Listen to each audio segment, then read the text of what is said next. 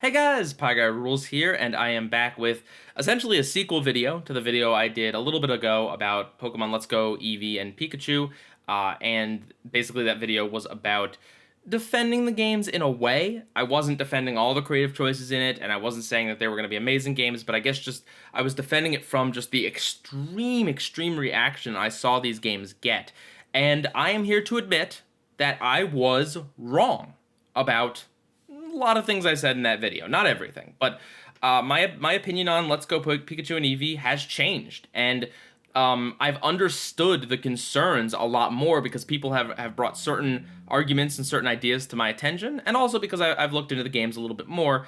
And the first thing I want to say is just I gave Game Freak the benefit of the doubt. I did, and that's really my fault. I should have maybe waited until a little more information came out. Although I will say that when you're predicting anything, when you're assuming things about games and shows and things that haven't come out yet, it's like okay to be wrong because they are only ever just predictions, and no one can know until the stuff actually comes out. But I gave them the benefit of the doubt in that I expected that there was going to be more changes than just the catching mechanics and the wild encounter mechanics and the co-op experience. I expected there to be a lot more to this game, and it doesn't look like there is anymore. Like, the games, so much has been shown, and if they had anything big and new and exciting, I feel like they would have brought it out already, like they did with the catching mechanics.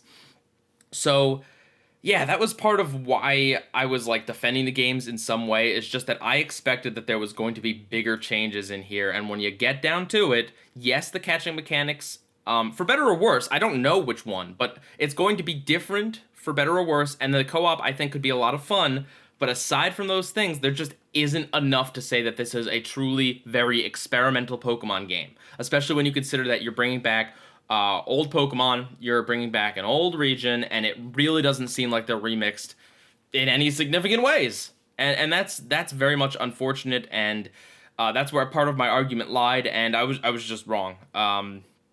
So yeah, I do think that co-op could be fun, but it's just not enough. So that's kind of like one thing where I could forgive this game a lot more, and I could fight or like not really understand the big pushback against it if this game was going to be more experimental, but it just doesn't look like it's the case. And then the other thing is that people brought to my attention basically the argument that it's a trend, that it's not just, well, we're against this game because we don't like this game and we don't think it should exist and blah, blah, blah. It's because people are concerned about the future of the franchise. And at first I was like, oh, well, maybe it's a little presumptive. It's preemptive to assume that, like, the catching mechanics are going to carry over into the next generation of Pokemon. And I still do think it is a little bit early to assume something like that. But, I do agree that it is a known trend that Pokemon games have gotten easier and that certain things have kind of gotten dumbed down. The tutorializing has just gotten out of control and just, yeah, it is a pattern. And in that way, you know what? I understand it. I definitely do. I understand why you would be concerned because there's a precedent for it. There's a pattern to it. It's for the same reason I defend people that are very critical of, like, Thundercat's Roar. You know what? I think I might defend the people that are pretty critical about Let's Go Pikachu and Eevee. I still do think that there is a very hard line between, like, being very critical of something and being just I don't know, over the top, angry and upset and, like, just insulting the people that like the game or that say anything positive about it. I still don't stand for any of that, but you know what? I was wrong in some of my assumptions about these games, and I was wrong in misunderstanding the community a little bit. But there's a reason why there's a kinda at the end of the title of this video, and that's because, man, that video, the response to that video really showed me something about the Pokemon fanbase that I had seen in bits and pieces before, but never really full force, and it's the fact that there is a very significant amount of Pokemon fans that are just hate-filled people. Like, I don't really know how else to put it, but, like, just the amount of just personal insults, the amount of, like, taking it just, like, beyond seriously, taking just anger and frustration and, like, taking it out on other people and just insults and just mean, people being so mean. about Pokemon. Like, it just really baffles me because, like, it's Pokemon. You know what? Defend what you like. And if you think that these games are a poor direction for the games, go for it. Put out your arguments. Be passionate, be strong. Speak your mind, but don't insult people. Don't act as if your version of Pokemon is the true version of Pokemon. It's the one that is automatically better, and just anyone else that doesn't think so is just beneath me, and they're just plebeians who don't understand don't understand my horrible stuttering, but don't understand sophisticated. Wow, okay, I'm just dumb. I'm a dumb plebeian. You caught me. No, but what I'm trying to say is just the people that seem to look down on casual fans of Pokemon.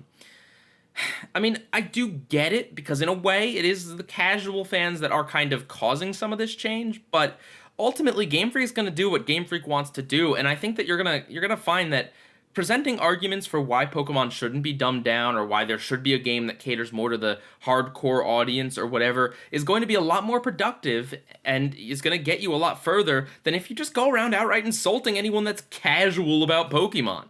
I mean, when you really think about it, who is Game Freak going to cater to?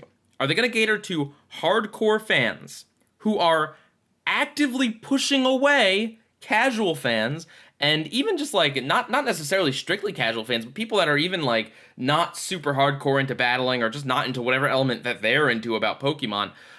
Is Game Freak gonna cater to them? No, you'd be stupid to cater to people who are actively pushing away other customers.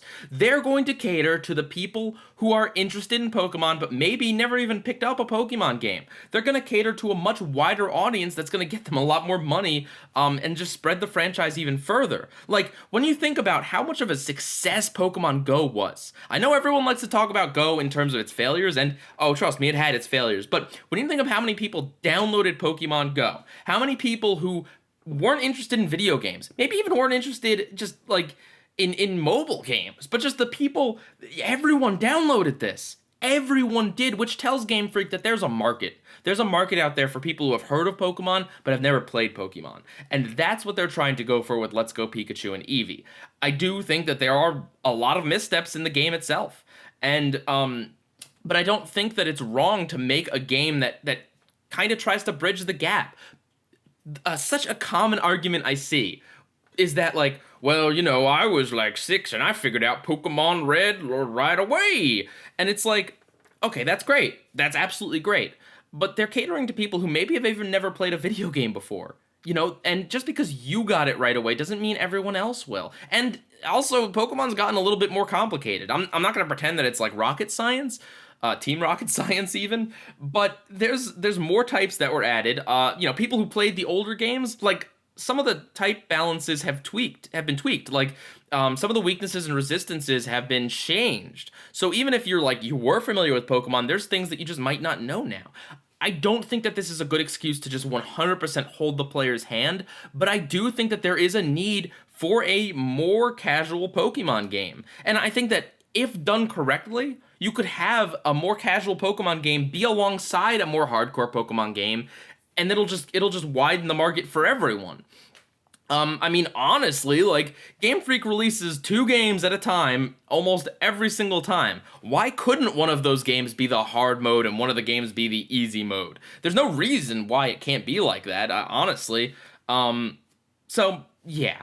Basically, that's why I think I'm only kinda wrong, because I do still think that there is just a cancer within the Pokemon fan base, and this happens to a lot of fan bases. I'm not saying that, like, there's plenty of very nice, kind-hearted Pokemon fans out there, but there's a very large, like, just hate-filled base with Pokemon that just, it's a cancer, and I don't know what to do about it. I don't know what people can do about it, because just, look, we live in a day and age where, like, if you like Pokemon battling, you can play Pokemon Showdown online for free.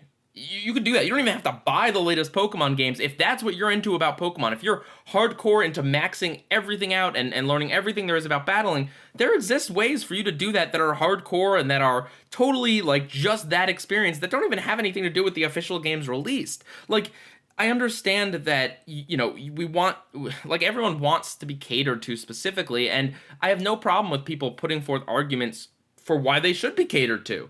But it's just like so much out there exists already for hardcore Pokemon fans, and I will say also there's a decent amount that does exist for more casual fans. But it's just like, why can't you welcome other people into the fan base with open arms? Why can't you teach them? Why can't you, instead of like chiding them for not knowing X, Y, and Z, or I guess just X and Y about Pokemon, maybe teach them a little bit about it. Maybe show them why you think the games are handholdy. Maybe celebrate that people like Pokemon for different reasons than you do. But don't hate people. Don't look down on them. Don't insult them. It's not called for, and it's not going to get you anywhere. People aren't going to want to put up with that, both within the fan base and also, I mean, not that Game Freak, I think, necessarily pays that much attention to the fans individually, but, like, if they see that there's just this really, like, just negative, group of hardcore battling Pokemon fans, they're gonna want to maybe like pull out from more tournaments. They're not gonna want to listen to them in tweaking things about the tournaments they do, and they're not necessarily going to listen to them about anything at all. Even the little bit of like fan input that game creators like that put into their games or look at, they're just not gonna look to you because you're just so full of hate and you're pushing away their customers. So yeah, there you go.